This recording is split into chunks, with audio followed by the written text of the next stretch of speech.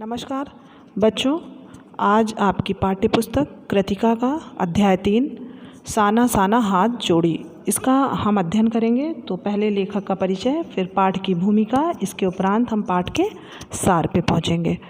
तो जैसा कि आपका शीर्षक है साना साना हाथ जोड़ी। साना साना हाथ जोड़ी माने होता है छोटे छोटे हाथों से प्रणाम करती हूँ। इसकी लेखिका है मधु कांकरिया। तो पहले लेखक परिचय जानते हैं। मधु कांकरिया का जन्म 1957 में कोलकाता में हुआ।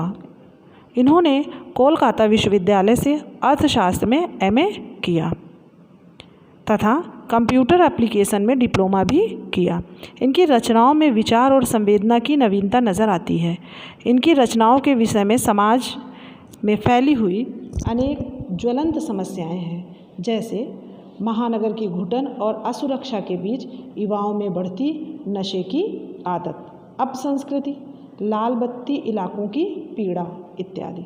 इन्होंने कई सुंदर और रोचक यात्रा वृत्तांत भी लिखे। इन्हें कथाक्रम सम्मान 2008 और हेमचंद्र साहित्य सम्मान से सम्मानित किया गया। इनकी रचनाएं हैं, उपन्यास इनके हैं खुले गगन में लाल सितारे, सलाम आखिरी, पत्ताखोर, शेष प्रसंस्कृत, सहन नहीं देश वीराना है, रहना नहीं देश वीराना है। और इनके कहानी संग्रह है अंतहीन मरुस्थल, अंत में ईशु, बीतते हुए भरी दोपहरी के अंधेरे। तो ये इनकी रचनाएं थी। अब चलते हैं पाठ की भूमिका को देखते हैं कि पाठ जो है साना साना हाथ जोड़ी में क्या कहा गया है। तो लेखक द्वारा लेखक यानी कि लेखिका द्वारा रचित ये एक यात्रा वृत्तांत है। और यात्रा वृत्तांत में गैंगटॉक शहर के अनुपम सौंदर्य को इतने चित्रात्मक रूप से प्रस्तुत किया गया है कि पाठक का मन भी सैर करने लगता है।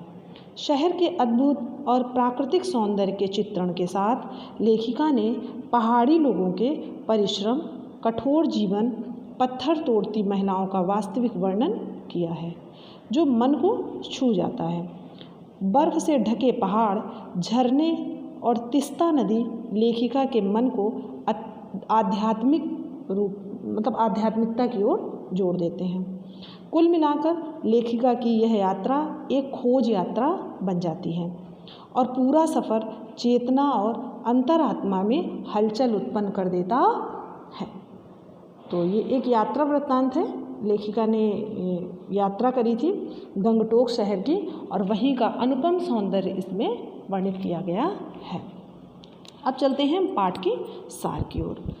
तो लेखिका रात में जगमगाते गैंगटॉक शहर को देखकर आश्चर्यचकित रह जाती है। उसे लगता है जैसे आसमान उल्टा पड़ा है और सारे तारे बिखर कर नीचे टिमटिमा रहे हैं। पूरी ढलान लेती तराई पर सितारों के गुच्छे रोशनी की तरह झालर बना रहे हैं। वास्तव में इतिहास और वर्तमान के संधि स्थल पर खड़ा मेहनत कश बादशाहों का शहर गैंगटॉक की सुबह, शाम और रात सभी बहुत मनोहारी और अति सुंदर है। लेखिका उस रहस्यमयी सितारों भरी रात से सम्मोहित होती है। धीरे धीरे शून्य से प्रकाश फूटने लगा तो एक नेपाली युवती से सीखी प्रार्थना के बोल लेखिका के होठों को छूने लगे। साना साना हाथ जोड़ी गर्दहु प्रार्थना, हमारो जीवन तिम्रो कसैलो। यानी छोटे छोटे हाथ जोड़कर प्रार्थना कर रही हूँ, मेरा सारा जीवन अच्छाइयों को समर्पित हो। सुबह आँख खुलते ही लेखिका बालकनी की तरफ भागी, क्योंकि लोगों के अनुसार वहाँ से कंचनजंगा की चोटी आसानी से दिखाई देती थी। वह वहाँ से हिमालय की तीसरी सबसे बड़ी चोटी कंचनजंगा को देखना चाहती थी, किंतु मौसम अच्छा होने के बावजूद बादलों के कारण लेखिका कंचनजंगा की चोटी नहीं देख पाती। अब गतोंग से 149 किलोमीटर की दूरी पर यूमथांग था। जितेन नार्गे, जो कि ड्राइवर भी था लेखिका का और गाइड भी था एक तरह से, ने बताया कि रास्ते भर हिमालय की गहनतम घाटियाँ और फूलों से लदी वादियाँ मिलेंगी। लेखिका गदराए पाइन और धूपी के सुंदर नुकीले पेड़ों का जायजा लेती है और पहाड़ी रास्ते पर आगे बढ़ती है। वहाँ लेखिका ने बौद्ध पताकाएँ देखी। नार्गे ने बताया किसी बुद्धिस्ट की मृत्यु होने पर उसकी आत्मा की शांति के लिए शहर से दूर किसी पवित्र स्थल पर 108 श्वेत बौद्ध पताकाएँ फहराई जाती हैं। यह किसी नए कार्य का आरंभ करने पर, मतलब जब कोई नया कार्य होता है तो रंगीन पताकाएँ लगाई जाती हैं। यात्रा के दौरान लेखिका ने लॉन्ग स्टॉक स्थान देखा जहां गाइड फिल्म की शूटिंग हुई थी। इसी स्थल पर तिब्बत की दोनों स्थानीय जातियों के बीच चले सुदीर्घ झगड़ों के बाद शांति वार्ता शुरू हुई। उन्हीं रास्तों पर नार्गे ने लेखिका को प्रेयर व्हील दिखाया जिसे घुमाने से सारे पाप धुल जाते हैं। उसे देख लेखिका को लगा कि पहाड़ हो या मैदान, इस देश की आत्मा एक जैसी ही है। वीरान, सकरे और जलेबी की तरह घुमावदार रास्तों पर यात्रा करते लेखिका के समक्ष हिमालय बड़ा होते होते विशालकाय होने लगा। वादियाँ चौड़ी होने लगीं, घाटियाँ गहराती हुई पाताल नापने लगीं। इस असीम बिखरी सुंदरता को देखकर सैलानी फिल्मी गीत गुनगुनाने लगते हैं। सैलानी माने होते हैं जो घूमने आते हैं वो लोग। लेखिका किसी ऋषि की तरह मौन होकर सारे परिदृश्य को अपने भीतर भर लेना चाहती है। वह जीभ से सिर निकालकर ऊंचे पर्वतों को, झरझर गिरते जलप्रपातों को, चिकने गुलाबी पत्थरों के बीच इठलाती तिस्ता नदी को देखती है। मेरे नगपति, मेरे विशाल कहकर लेखिका ने हिमालय को सलामी देनी चाहिए। तभी जीप रुकी। लेखिका के सामने था 7 सिस्टर्स वाटरफॉल। सैलानियों ने तस्वीरें खींचनी शुरू की। लेखिका आदिम युग की किसी अभिशप्त राजकुमारी की तरह नीचे बिखरे पत्थरों पर बैठ झरने के संगीत के साथ आत्मा का संगीत सुनने लगी। पाँव पानी में डुबाते ही उसका मन जो था वो काव्यमय हो उठा। उसे लगा वह देश काल की सरहदों से दूर बहती धारा बनकर बहने लगी है। अनमने मन से उठकर लेखिका को वही नज़ारे फिर दिखाई दिए। फिर सभी दृश्यों पर बादलों की परत आ गई।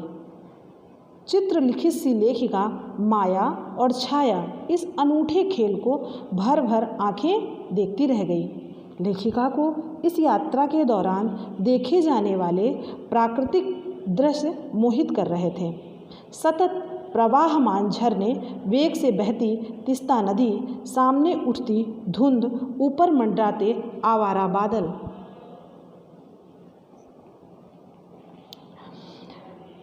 जो मध्यम मध्यम हवा से हिलोरे लेते प्रिय मधुरता एवं रुंडोडेंड्रो के फूल सभी अपनी लय, तान और प्रवाह में बहते हुए नजर आते थे।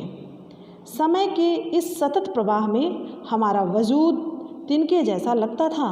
संपूर्णता के इन क्षणों में लेखिका बिखरे सौंदर्य से इस प्रकार एकात्मक, मतलब मिल गई, जैसे कि पूरी एक हो गई हो उस प्रकृति में और एक लेखिका में कोई अंतर ना रहा हो, कि उसकी अंतरात्मा में प्रकाश भरने लगा। वह ईश्वर के निकट थी। सुबह सीखी प्रार्थना फिर होठों को छूने लगी।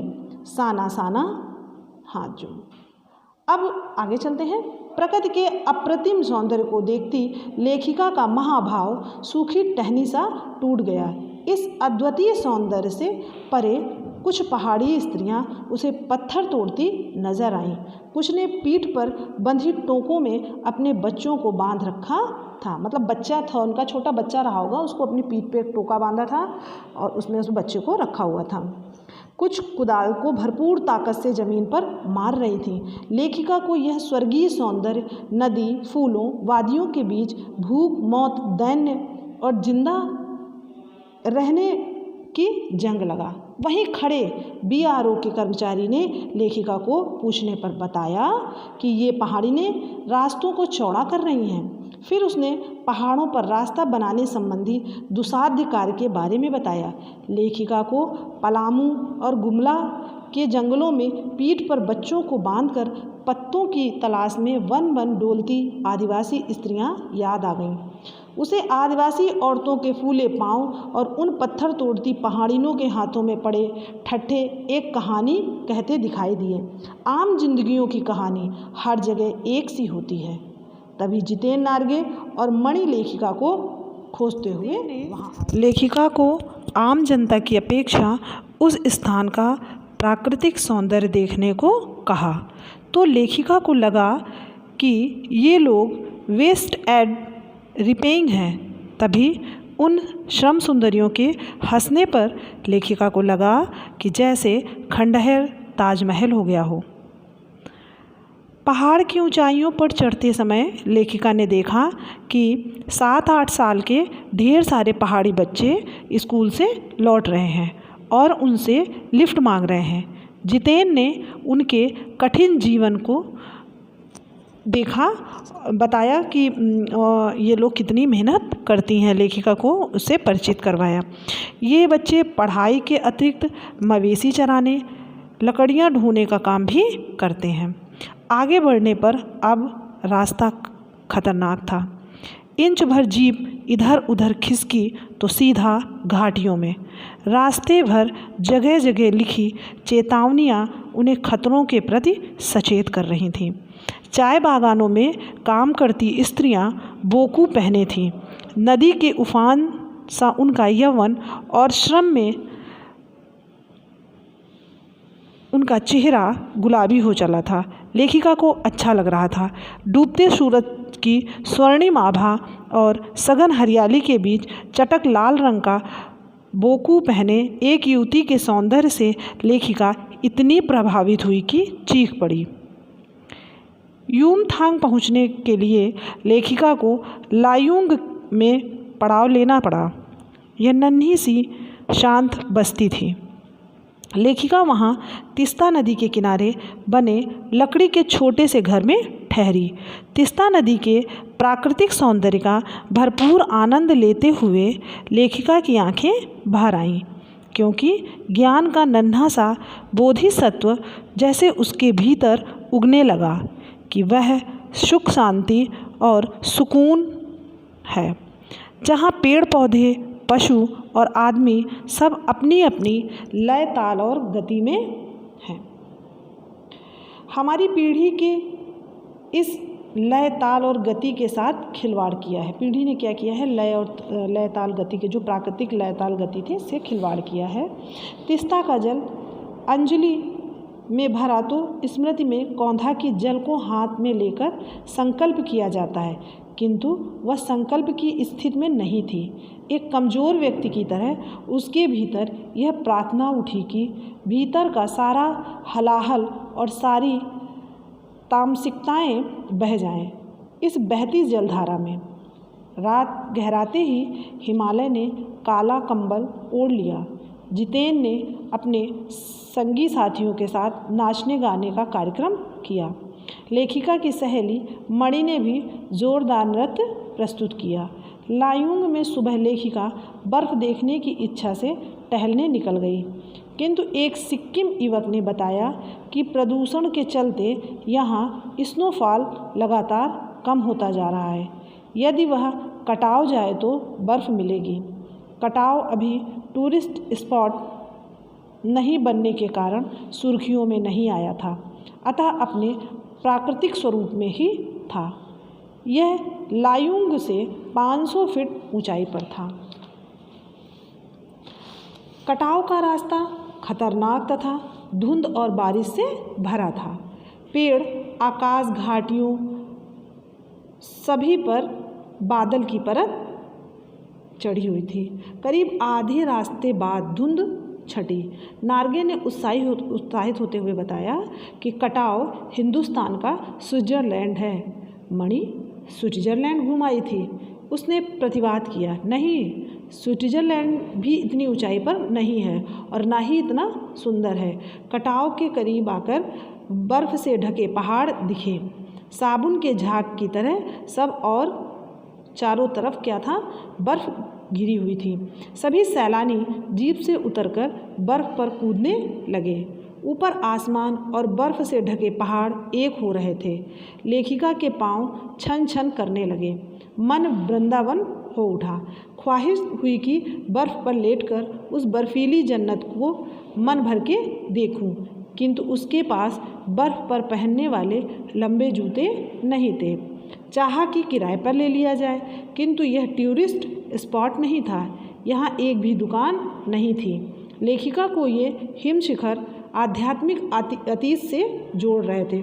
उसे लगा ऐसी ही विभोर कर देने वाली दिव्यता के बीच में सारे ऋषि मुनियों ने वेदों की रचना की होगी। सर्वे भवन्तु सुखना का महामंत्र पाया होगा। अंतिम संपूर्णता का प्रतीक वह सौंदर्य, ऐसा कि बड़े से बड़ा अपराधी भी उसे देखकर क्षण भर के लिए ही सही करुणा का अवतार बुद्ध बन जाए।